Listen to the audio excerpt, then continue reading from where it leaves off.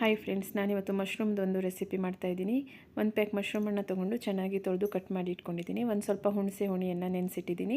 2 ಈರುಳ್ಳಿಯನ್ನು ಚಾಪ್ ಮಾಡ್ಕೊಂಡಿದ್ದೀನಿ. 3-4 ಬೆಳ್ಳುಳ್ಳಿ ಹೆಸರು, ಸ್ವಲ್ಪ ಮೆಣಸಿನ ಪುಡಿ, ಒಂದು ಸ್ವಲ್ಪ ಅರಿಶಿಣದ ಪುಡಿ, 1 ಸ್ಪೂನು ಕೊತ್ತಂಬರಿ ಪುಡಿಯನ್ನು ತೊಗೊಂಡಿದ್ದೀನಿ. ಇದಿಷ್ಟನ್ನು ರೆಡಿ ಮಾಡಿ ಇಟ್ಕೊಂಡು ಒಂದು ಪ್ಯಾನ್ ಇಟ್ಕೊಂಡು ಸ್ವಲ್ಪ ಎಣ್ಣೆಯನ್ನು ಹಾಕಿ ಅಲ್ಲಿ ಚಾಪ್ ಮಾಡಿಟ್ಕೊಂಡಿರೋವಂಥ ಈರುಳ್ಳಿಯನ್ನು ಹಾಕಿ ಚೆನ್ನಾಗಿ ಫ್ರೈ ಮಾಡ್ಕೊತಾ ಇದ್ದೀನಿ. ಈರುಳ್ಳಿ ಫ್ರೈ ಮಾಡಿ ಸ್ವಲ್ಪ ಬ್ರೌನ್ ಆಗೋ ತನಕ ನಾವು ಫ್ರೈ ಮಾಡ್ಕೋಬೇಕು. ಈರುಳ್ಳಿ ನೀವು ಎಣ್ಣೆ ಬೇಕಾದರೆ ಜಾಸ್ತಿ ಹಾಕ್ಕೋಬೋದು, ನಾನಿಲ್ಲಿ ಸ್ವಲ್ಪ ಹಾಕ್ಕೊಂಡಿದ್ದೀನಿ. ನೋಡಿ, ಈರುಳ್ಳಿ ಬ್ರೌನ್ ಆಗಿದೆ. ಇವಾಗ ರೆಡಿ ಮಾಡ್ಕೊಂಡಿರೋ ಅಂಥ ಇದಿಷ್ಟು ಮತ್ತು ಉಪ್ಪನ್ನು ಕೂಡ ಸೇರಿಸಿ ಹಾಕಿ ಫ್ರೈ ಮಾಡ್ಕೋಬೇಕು. ಇದೆಲ್ಲವನ್ನು ಫ್ರೈ ಮಾಡ್ಕೋಬೇಕು. ಒಳ್ಳೆ ಅರೋಮಾ ಬರ್ತಾಯಿದೆ. ಸ್ವಲ್ಪ ಆಯಿಲ್ ಬಿಡೋ ತನಕ ನಾವು ಫ್ರೈ ಮಾಡ್ಕೋಬೇಕು. ನೋಡಿ, ಚೆನ್ನಾಗಿ ಮಿಕ್ಸ್ ಆಗಿದೆ. ಇವಾಗ ನಾವು ಹುಣಸೆ ಹಣ್ಣನ್ನು ನೆನೆಸಿಟ್ಟಿದ್ವಲ್ಲ, ಅದನ್ನು ಹುಣಸೆ ಹಣ್ಣನ್ನು ಚೆನ್ನಾಗಿ ಹಿಂಡಿ ರಸವನ್ನು ತೆಕ್ಕೋಬೇಕು. ಅದನ್ನು ಇದಕ್ಕೆ ಹಾಕಬೇಕು. ನೋಡಿ, ಸ್ವಲ್ಪ ನೀರು ಥರ ಆಗಿದೆ ಅಲ್ವಾ, ಇದು ಎಲ್ಲ ಡ್ರೈ ಆಗಬೇಕು.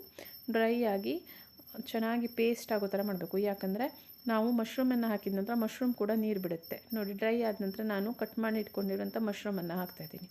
ಯಾವುದೇ ರೀತಿ ನೀರನ್ನು ಆ್ಯಡ್ ಮಾಡಬಾರ್ದು, ಇದರಲ್ಲೇ ಮಿಕ್ಸ್ ಮಾಡಬೇಕು.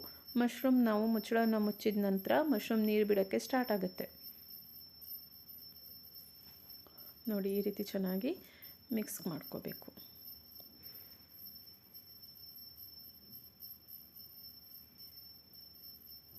ಒಂದು 2 ಮಿನಿಟ್ಸ್ ಇದರಲ್ಲೇ ಫ್ರೈ ಮಾಡ್ತಾಯಿದ್ದೀನಿ. ಈ ಮಸಾಲದಲ್ಲೇ ನಾನು ಫ್ರೈ ಮಾಡ್ತಾಯಿದ್ದೀನಿ. ಫ್ರೈ ಮಾಡಿ ಸ್ವಲ್ಪ ಈ ಥರ ಕಲರ್ ಸ್ವಲ್ಪ ಚೇಂಜ್ ಆಗ್ತಾ ಇದೆ ಅಂದವಾಗ ನಾನು ಇದನ್ನು ಮುಚ್ಚಳವನ್ನು ಮುಚ್ಚಿಡ್ತಾಯಿದ್ದೀನಿ. ನೋಡಿ, ಇವಾಗ ಚೆಕ್ ಮಾಡೋಣ. ನೋಡಿ, ಎಲ್ಲ ಚೆನ್ನಾಗಿ ನೀರು ಬಿಟ್ಟು ಅದು ಮಸಾಲೆಯನ್ನು ಹೀರಿಕೊಂಡು ರೆಡಿಯಾಗಿದೆ. ಇದನ್ನು ನಾವು ದೋಸೆ ಜೊತೆ, ಅನ್ನದ ಜೊತೆ, ಯಾವುದ್ರ ಜೊತೆ ಆದರೂ ತಿನ್ನಬಹುದು. ತುಂಬ ಟೇಸ್ಟಿಯಾಗಿರುತ್ತೆ. ನೋಡಿ, ಸ್ವಲ್ಪ ಖಾರವಾಗಿ ಹುಳಿಯಾಗಿ ಚೆನ್ನಾಗಿರುತ್ತೆ. ಲಾಸ್ಟಿಗೆ ನಾನು ಇದಕ್ಕೆ ಕೊತ್ತಂಬರಿ ಸೊಪ್ಪನ್ನು ಕಟ್ ಮಾಡಿಕೊಂಡು ಹಾಕ್ತಾಯಿದ್ದೀನಿ. ನೋಡಿ ಫ್ರೆಂಡ್ಸ್, ಫೈನಲಿ ಇದು ರೆಡಿಯಾಗಿದೆ.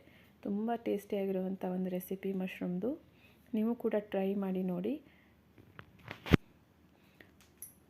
ಈ ಮಳೆಗಾಲದಲ್ಲಿ ತುಂಬ ಟೇಸ್ಟಿಯಾಗಿರುತ್ತೆ. ನೋಡಿ, ಇದು ರೆಡಿಯಾಗಿದೆ. ಸರ್ವ್ ಮಾಡ್ತಾಯಿದ್ದೀನಿ. ನೀವು ಕೂಡ ಮಾಡಿ ಹೇಗಿತ್ತು ಅಂತ ನನಗೆ ಕಮೆಂಟ್ ಮಾಡಿ. Thank you.